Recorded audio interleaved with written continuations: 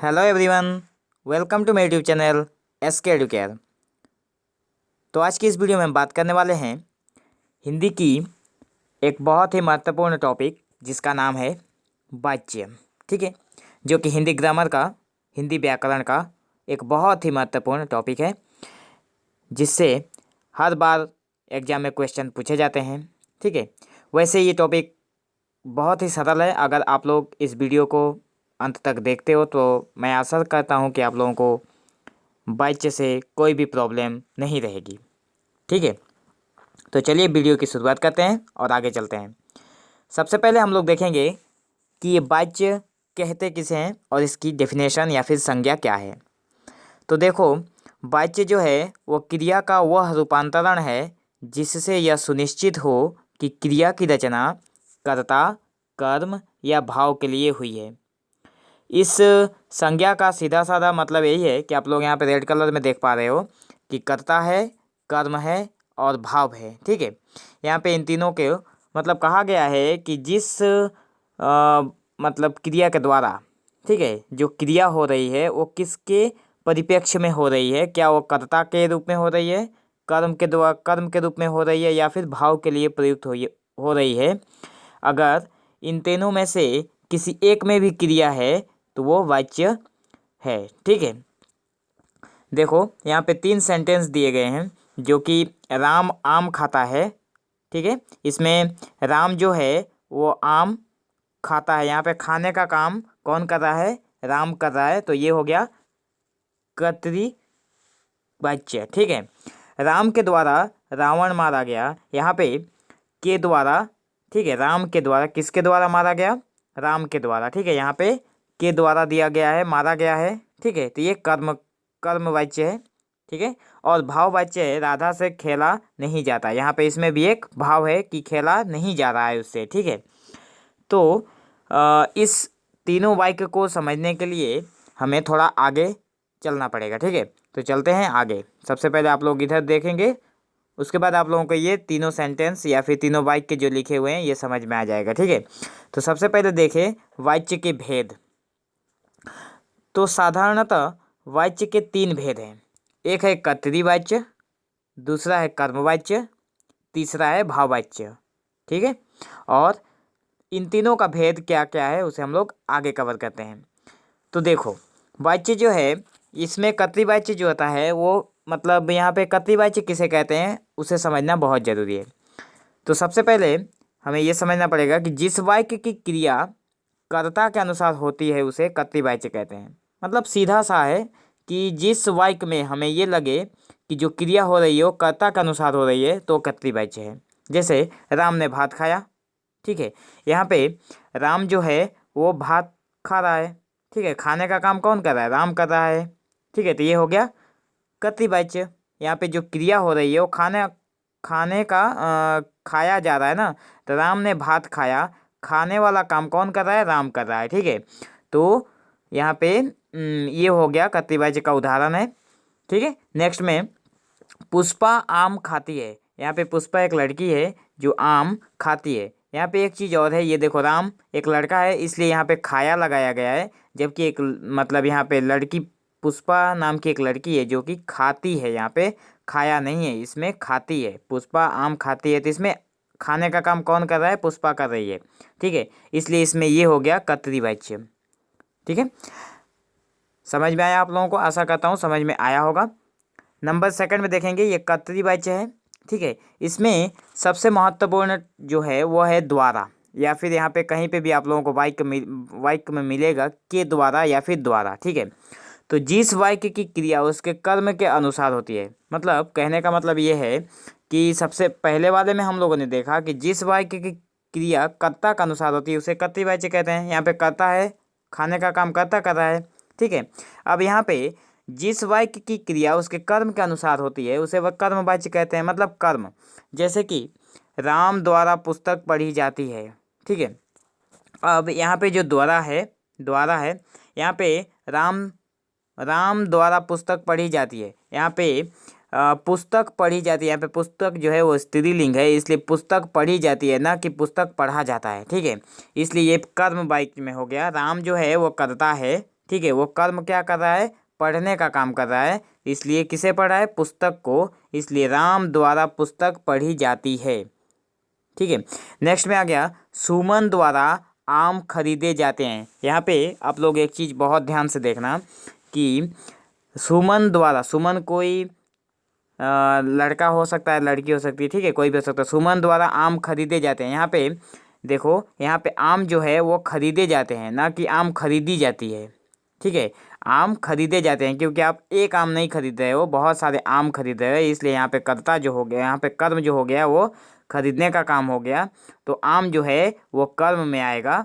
ठीक है, आम खरीदे जाते हैं। ठीक है, खरीदे जाने वाला क्रिया जो हो रहा है वो सुमन के द्वारा हो रहा है। तो कौन सा कर्म हो रहा है, आम, आम खरीदने का काम हो रहा है। तो ये खरीदे जो जाते हैं वो क्रिया हो गया, सुमन जो है वो कर्ता है और आम जो है वो कर्म है। ठीक उसी तरह से राम द्वारा पुस्तक पढ़ी जाती है। यहाँ पे पढ़ी जाने मतलब पढ़ा जाना जो चीज़ है, पढ़ा जाने का काम ये क्रिया है।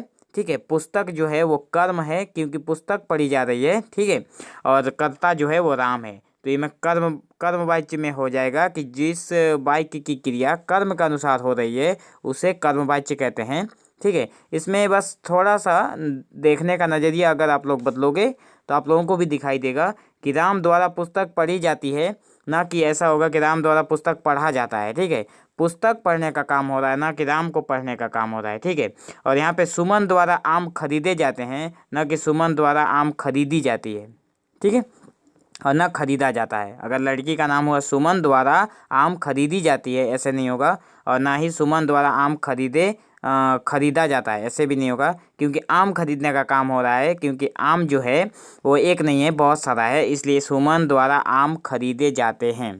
ठीक है, आशा करता हूँ यहाँ तक आप लोगों को समझ में आया होगा। और इसमें एक बहुत ही इसे पहचानने का और एक मतलब तरीका है जिसमें द्वारा होता है, जो कि के द्वारा या फिर द्वारा, सिंपल द्वारा भी रहता है, तो ये कर्मवाच्य में जाता है। ठीक है, नेक्स्ट भाववाच्य, तीसरा नंबर है भाववाच्य। इसमें पहचानने का हम लोगों को सेंटेंस में दिया रहेगा, या तो से रहेगा या फिर नहीं रहेगा। ठीक है, से या फिर नहीं, या फिर ये दोनों रह सकता है किसी भी वाक्य में।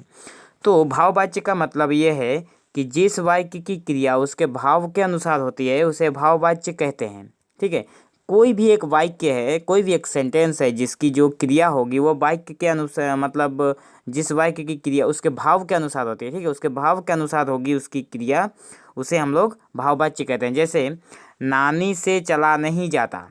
ठीक है, यहाँ पे नानी जो हैं उनसे चला नहीं जाता। अब यहाँ पे किससे चला नहीं जाता, नानी से चला नहीं जाता। इसमें एक चीज़ और है, यहाँ पे नहीं जो आप लोग देख रहे हो, ये नहीं इस भाववाच्य जो है, ये तीसरे नंबर का जो वाच्य है भाववाच्य, इसमें नहीं या फिर से सेंटेंस बना रहता है, वाक्य बने रहते हैं। जैसे कबूतर से उड़ा नहीं जाता। ठीक है, इसमें भाव ये है कि वो नहीं सक रहा है उड़ना। ठीक है, नानी से चला नहीं जाता, नानी चल नहीं सकती, इसलिए नानी से चला नहीं जाता। यहाँ पे से जो है वो तो है ही इसमें, लेकिन नहीं जो है वो भी है। ठीक है, तो से और नहीं ये दोनों हैं इसमें। तो वाच्य जो है वो ये यही 3 प्रकार के होते हैं। ठीक है, वाच्य के भेद यही होते हैं। वाच्य के 3 भेद हैं, कर्तृवाच्य, कर्मवाच्य और भाववाच्य। ठीक है, अगर आप लोगों को कुछ भी यहाँ पे समझने में कोई प्रॉब्लम हुआ हो तो आप लोग इस वीडियो को फिर से देख लेना। ठीक है, तो आशा करता हूँ आप लोगों को यहाँ तक समझ में आ जाएगा। अब हम लोग कुछ एग्जाम्पल्स देख लेते हैं, जैसे कर्तृवाच्य से कर्मवाच्य में कैसे बदला जाता है उसे देख लेते हैं। जैसे राम विद्यालय जाता है, तो राम का काम हो गया विद्यालय जाना, राम विद्यालय जाता है। ऐसे कर्मवाच्य में अगर हम लोग करेंगे तो राम के द्वारा विद्यालय जाया जाता है। ये के द्वारा या फिर द्वारा, मैंने कहा था ना के द्वारा, यहाँ पे के द्वारा भी आ गया था, राम के द्वारा विद्यालय जाया जाता है। ठीक है, मानसी पत्र लिखती है, यहाँ पे मानसी एक लड़की जो पत्र लिखती है, यहाँ पे अगर इसलिए हम लोग कर्मवाच्य में करेंगे तो मानसी के द्वारा पत्र लिखा जाता है। ठीक है, मानसी के द्वारा पत्र लिखा जाता है। ठीक उसी तरह से वह जोर से हंसता है। ठीक है, तो उसके द्वारा जोर से हंसा जाता है। ये बहुत ही सरल है, बहुत ही ईजी है। जैसे हम लोग इंग्लिश ग्रामर में जैसे कि वॉइस करते हैं, ठीक उसी प्रकार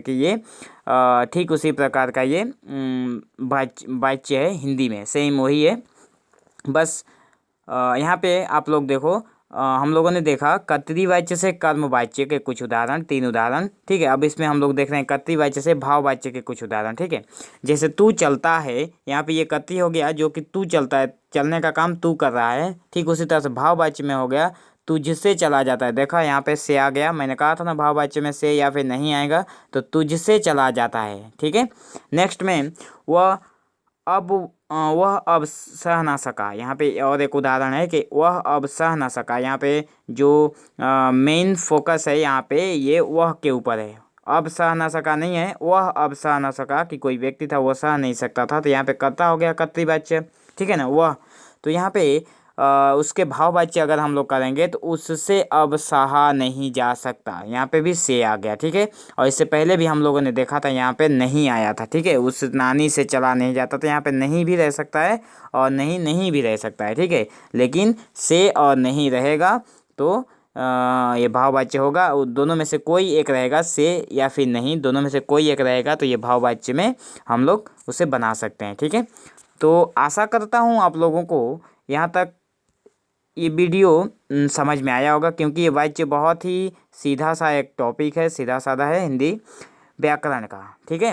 तो आज के वीडियो में बस इतना है, ठीक है। आप लोगों के लिए, अगर आप लोगों ने मेरे YouTube चैनल को अभी तक सब्सक्राइब नहीं किया है तो सबसे पहले आप लोग इस चैनल को सब्सक्राइब करें, लाइक करें और अपने फ्रेंडों के पास इस वीडियो की शेयर करें, ताकि हर एक जिसको भी इस तरह की वीडियो की ज़रूरत हो उस स्टूडेंट को इस वीडियो से कुछ हेल्प मिल सके, ठीक है। तो आशा करता हूँ आप लोगों को इस वीडियो से कुछ ना कुछ समझ में आया होगा और आप लोग इसे अपनी एग्ज़ाम के लिए बेहतर तरीके से प्रिपेयर कर पाओगे, ठीक है। तो thank you for watching this video, have an awesome day.